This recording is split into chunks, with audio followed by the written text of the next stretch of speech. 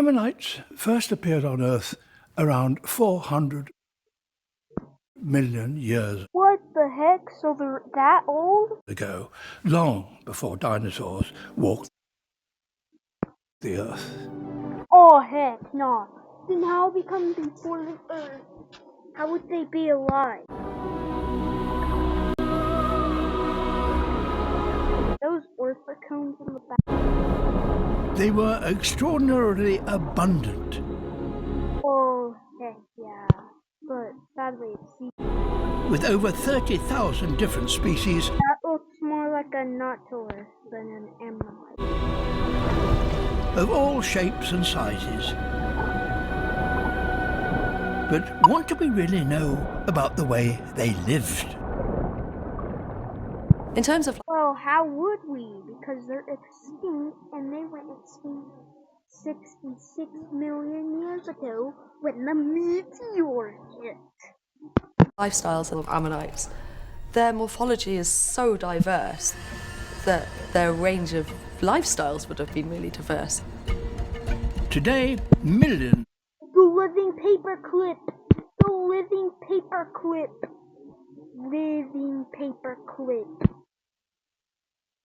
That's the Diplomoceras. of fossilized ammonite shells are found all That's a living saxophone? Right there. over the world.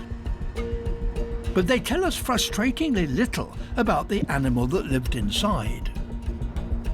The greatest problem that we have is there are only a small number of fossils that do actually preserve the soft parts of ammonites, and they never really give us the exact information that we would like. So how do we know anything about these mysterious animals? Dude, how would we know? No, I know how would we know. Maybe humans should have lived at that time and made Google at that time. We're quite lucky in that ammonites belong to the large group of mollusks called the cephalopods.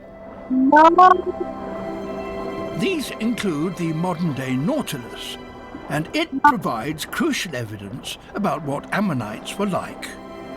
People say or my friend from school says, ammonites are like shrimp and jellyfish. No, they're like squids. And, they're like squids and a nautilus combined. Nautilus today has a chambered shell, and the animal No shit. itself lives in the very last chamber. The morphology of ammonite shells is almost identical. Yeah, it is almost identical. Actually, most of or a lot of the ammonites look like nautiloids. Or nautilus. Now believed, like nautilus, ammonites had tentacles, well-developed eyes, and used the chambers inside their shells They would have tentacles. Tentacles. for stability in the water.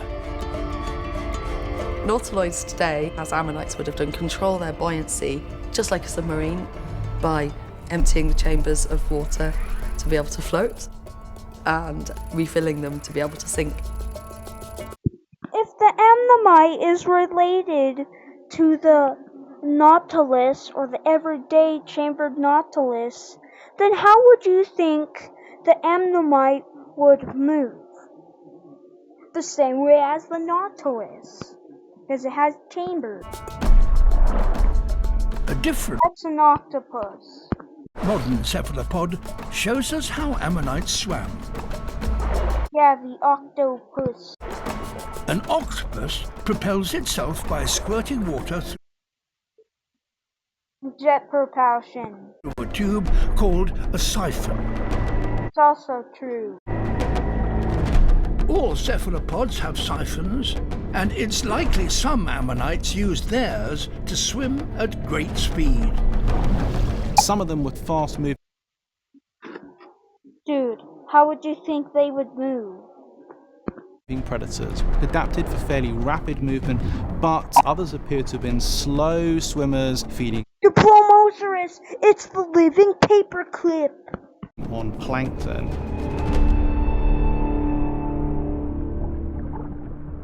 Ammonites were extraordinarily successful animals. They existed twice as long as the dinosaurs. So why did they go extinct?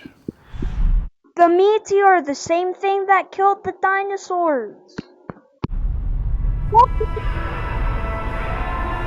Most ammonites went extinct about 66 million years ago, about the same time as the dinosaurs went extinct. An asteroid 6 miles wide struck the Earth, causing major impacts to many ecosystems, including the shallow seas. Ammonites did have one critical weakness compared to other cephalopods. They appear to have been constrained to laying their eggs in fairly shallow water. This put the Oh! Are you kidding me? So oh my god, ammonites are stupid. young at the mercy of the catastrophic changes to the food Okay, that is sad. chain after the asteroid impact. Photosynthesis wouldn't have been able to occur so much in the planktonic plant life in the oceans, and that would have had a greater impact on the shallow oceans, and the shallow oceans were where the ammonites were living. It spelt the end to 300 million years of ammonite evolution. But they left behind a fascinating legacy and a crucial insight into life in the prehistoric seas.